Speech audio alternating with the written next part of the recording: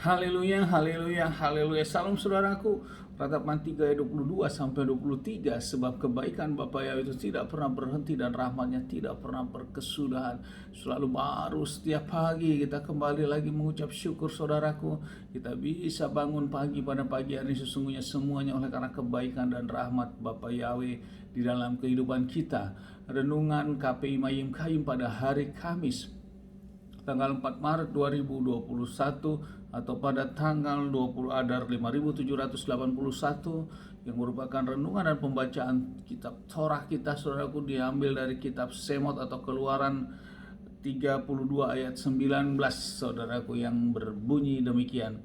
Dan terjadilah ketika ia telah mendekat pada perkemahan itu dan melihat anak lembu tuangan dan tari-tarian dan tersulutlah amarah Musa.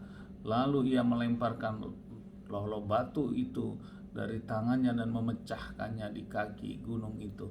Saudaraku, ini adalah di mana peristiwa saat Mose turun dari Gunung Sinai setelah mendapatkan perintah dan ketetapan dari Bapa Yahweh dengan membawa dua loh batu, saudaraku, yang ditulis oleh jari tangan Bapa Yahweh langsung, saudaraku. Artinya apa? Dua loh batu ini ditulis dengan jari perintah itu, jari tangan Bapa yang menulis di dalam loh batu. Batu adalah keras, artinya perintah, 10 perintah itu tidak boleh dirubah sampai kapanpun saudaraku, dan kita harus lakukan. Dan sampai di kaki gunung Sinai, Mose melihat di perkemahan itu bangsa Israel menari-nari saudaraku, melakukan penyembahan, pemujaan terhadap patung lembu emas, dan ini menjadi amarah Mose tersulut dan melemparkan dua loh batu itu saudara ke kaki gunung Sinai. Selanjutnya Mose begitu marah dan mengambil patung lembu emas itu dan membakarnya saudaraku dan menggilingnya sampai halus. Kemudian dikasihnya air dan memerintahkan kepada bangsa Israel untuk minum saudaraku semua air dari gilingan patung lembu emas tersebut saudaraku. Bukan hanya sampai di situ saudaraku, Mose juga berdiri dan mengatakan, siapa yang mau mengikuti aku, kata Mose, dan suku Lewi semuanya mengikuti kepada Mose saudaraku. Dan terjadilah Bapa Yahweh lewat roh tentunya saudaraku kepada Mose untuk memerintahkan membunuh mereka, dan Mose dan suku Lewi semuanya melakukan pembunuhan kepada orang bangsa Israel pada waktu itu saudaraku, dan korban meninggal dunia ada sekitar 3.000 orang saudaraku. Artinya saudaraku, penyembahan kepada ilah lain, hal ini sangat serius dan sangat kekejian yang dibayar dengan harga kematian saudaraku. Nyawa, ada 3.000 orang nyawa hilang saudaraku. Artinya apa? Memang ini hal yang sangat serius saudaraku. Bapa Yahweh tidak mau diduakan saudaraku. Apalagi bangsa Israel yang selama perjalanan tetap dituntun oleh Bapa Yahweh dengan kuat dan gagah yang begitu, memberikan suatu mukjizat, semua mukjizat pertolongan Bapa yang menyertai mereka. Namun dengan waktu yang tidak lama ini mereka langsung berubah saudaraku. Saudaraku, ini yang menjadi renungan bagi kita. Kembali lagi di dalam penyembahan kita, hal itu merupakan sangat serius saudaraku dalam kita menjalani iman rohani kita.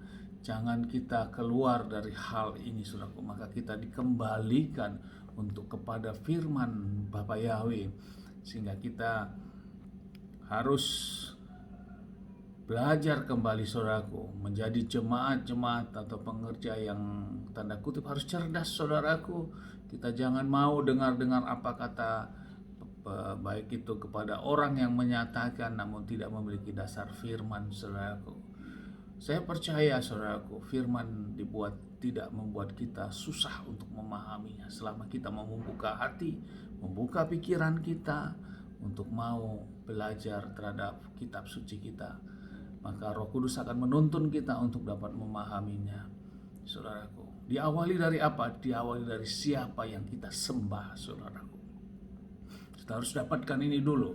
Kita jangan keluar dari penyembahan yang memang Bapa Yahweh sendiri kehendaki. Karena Bapa yang menghendaki namanya disebut, yaitu Bapa Yahweh, dan kita harus memuji, memuliakan, menyembah, mengagungkan, meninggikan dan berdoa kepadanya. di luar dari itu kembali saudaraku, Bapa tidak berkenan. Dan artinya apa saudaraku? Resikonya adalah kematian dalam kematian rohani tentunya saudaraku.